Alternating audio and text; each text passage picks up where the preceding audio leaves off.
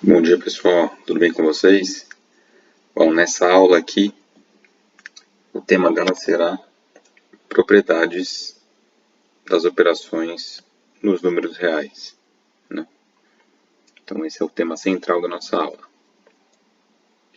Agora, antes de mais nada, eu queria lembrar uma coisa com vocês, né? O que é o conjunto dos números reais? A gente viu em sala, por muitas vezes, um esqueminha parecido com esse aqui, a gente foi tratando, né? Que os números reais nada mais são do que a junção dos números racionais e irracionais, certo? Então aqui, ó, essa simbologia expressa justamente isso que eu estou dizendo. O conjunto dos números reais, ele é a junção dos números racionais com irracionais, tá bom? Essa ferradurinha aqui, esse uzinho, significa justamente o termo união. E ao longo aí dos anos anteriores, a gente já sabe operar com números racionais, né? A gente já tem esse conhecimento já. A gente já sabe somar decimal, multiplicar decimal, subtrair decimal, somar fração, etc., que são todos números racionais. Agora, e para números irracionais, né? O que a gente faz? Aí é que entra o tema da nossa aula anterior, né? Porque para realizar as operações com os números irracionais, a gente tem que trabalhar com aproximações.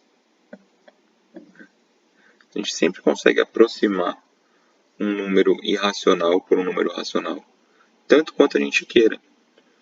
Então, por isso que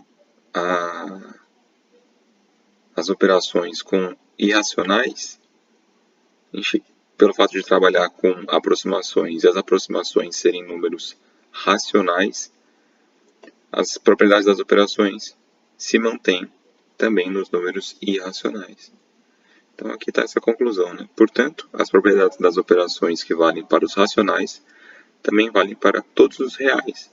É porque se vale para os racionais, se a gente vai operar com os irracionais usando aproximações, e as aproximações sempre são decimais, que são números racionais, então as propriedades que a gente conhece das operações funcionam para qualquer número real, tá? Seja ele racional ou irracional.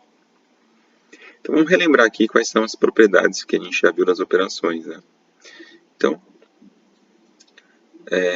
considerando aí três números reais A, B e C, a propriedade associativa, ela fala para a gente o seguinte: não importa como a gente comece a conta de adição de três ou mais números, que o resultado é sempre o mesmo, né? Então, se eu estiver somando os números A, B e C, eu posso começar somando A e B, por isso parênteses aqui, e depois somar C, ou eu posso começar somando B e C e depois somar A.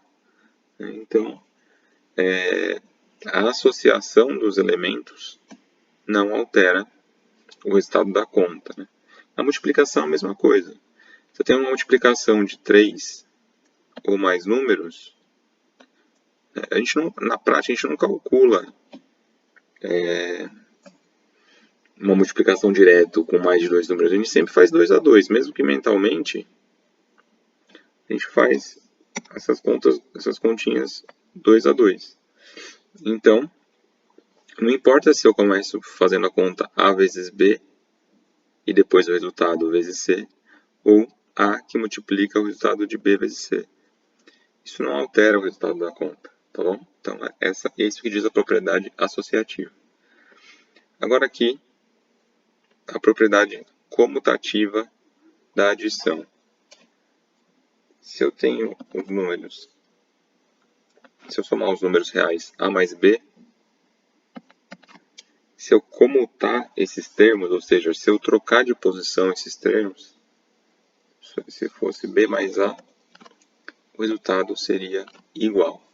Essa é uma propriedade da adição. E da multiplicação, tem o produto A vezes B. É a mesma coisa que eu fazer B vezes A. Tá? Não importa a ordem dos fatores, o produto é o mesmo. É isso que diz a propriedade comutativa, né? Comutar significa trocar, tá bom? Aqui a existência de elemento neutro, né? Então, se a gente imaginar um número real A qualquer, existe um número que, somado a A, continua resultando no número A, ou seja, ele é o neutro da adição. Ele não altera, se ele é somado a um valor, ele não altera esse valor. Esse número a gente já conhece, é o número zero, né? A mais zero é igual a A. E o elemento neutro da multiplicação, aquele elemento que quando multiplica algum número não altera o resultado, é o número 1, né? Se eu fizer um número A vezes 1, o resultado continua sendo A. Tá? Então a gente sabe que existe aí elemento neutro dos números reais. Aqui uma propriedade distributiva da multiplicação com relação à adição, ela é comumente chamada de apenas distributiva. Mas o que ela diz? Ela diz o seguinte: se eu tenho um número multiplicando uma soma, né, eu posso simplesmente multiplicar esse número por cada uma das parcelas da soma. Então, o resultado disso fica A vezes B mais A vezes C. Tá bem? Dá para fazer essa conta dessa maneira. E como vale a propriedade comutativa, né? Então, se dá da mesma coisa. Se eu tenho aqui uma soma multiplicando um número, basta eu multiplicar esse número por cada uma das parcelas. Então, no fundo, é a mesma coisa. B vezes A mais C vezes A. E como trocar esses termos aqui, a ordem deles não altera nada, a gente tem que eles são iguais, né? Isso daqui, a linha de cima vermelha, é igual à linha de cima embaixo. Tá bom? Então, é uma propriedade que a gente já usou aí nos anos anteriores para fazer cálculo mental, né, etc. Então, reforçando aqui essa propriedade, que ela também vale para os números reais. Agora, vamos falar um pouquinho sobre elemento oposto da adição. Tá. Dois elementos são ditos opostos quando somados resultam em zero. Então, qual que é o número que somado a A resulta em zero? Só pode ser o menos A. Então, A mais menos A é igual a zero. Que é a mesma coisa que menos A mais A. Então, daí a gente pode traduzir a seguinte ideia, né? Que o oposto de A é menos A. Então, a gente pode falar que A e menos A são opostos, ou que o oposto de A é menos A, ou ainda, o oposto de menos A é igual a A. Tá bom?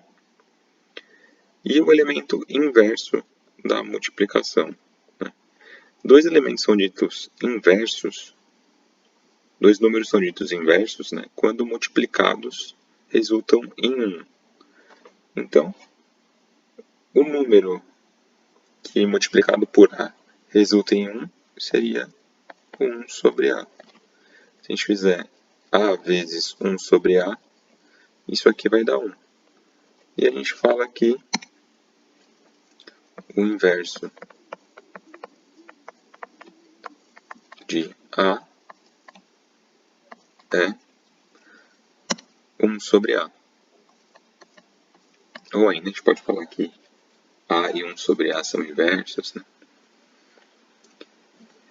E agora eu quero apresentar para vocês uma justificativa da propriedade distributiva.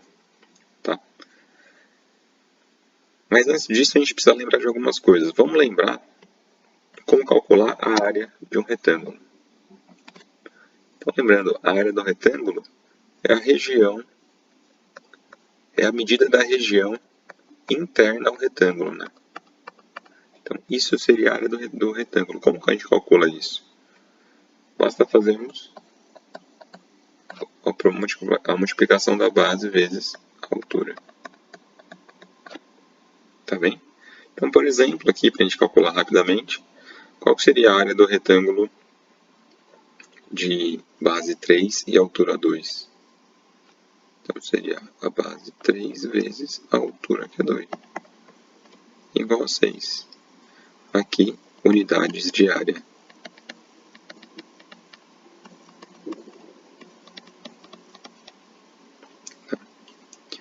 Então, aqui eu preparei dois desenhos para a gente pensar um pouquinho e calcular a área, né?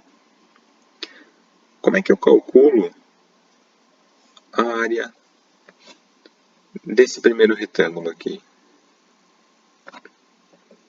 Né? Se eu imaginar que aqui também vale B e aqui vale C. Esse ladinho vale B, esse ladão aqui vale C.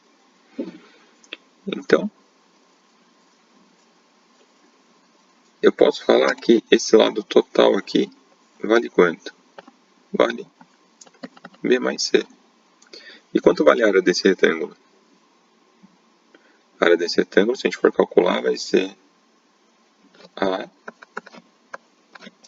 que multiplica B mais C. Tudo bem? Estou multiplicando a altura pela base.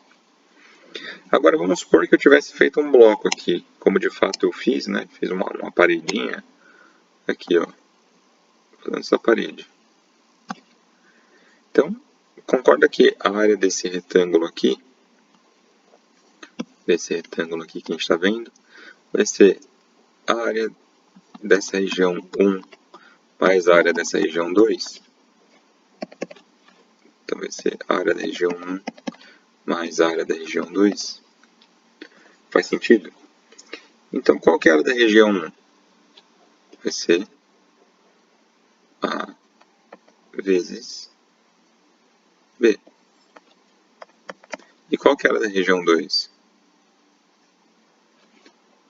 Como é um retângulo, né? Se isso daqui mede A, isso daqui também mede A.